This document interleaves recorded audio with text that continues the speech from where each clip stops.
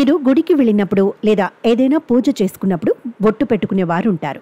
అయితే నుదుటిపై ధరించే బొట్టు కేవలం మతపరమైన లేదా సాంస్కృతిక చిహ్నం మాత్రమే కాదు, దీనికి శాస్త్రీయ ప్రయోజనాలు కూడా ఉన్నాయి.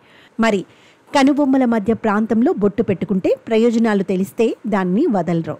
ఒక మనిషి మంచిగా రెడీ అయి బయటకు వెళ్ళినప్పుడు చాలామంది చూస్తుంటారు. దీంతో వారికి నరదిష్టి తగులుతుంది. గుండ్రంగా బొట్టు పెట్టుకుంటే ఇది జరగదు. దీంతో నరదిష్టి సమస్యలు రావని పండితులు చెబుతున్నారు.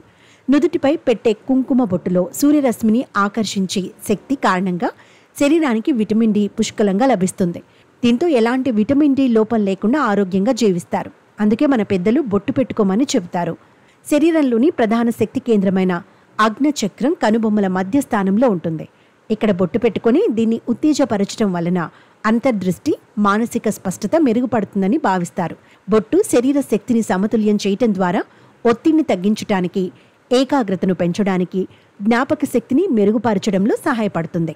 కనుబొమ్మల మధ్య ప్రాంతం ఒక ప్రధాన పీడన బిందువు.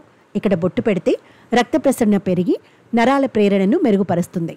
నుదుటిపై తరచూ బొట్టు పెట్టుకోవటం వల్ల స్త్రీ పురుషులు ఇద్దరికీ నరాల సమస్యలు రావని శాస్త్రం చెబుతుంది.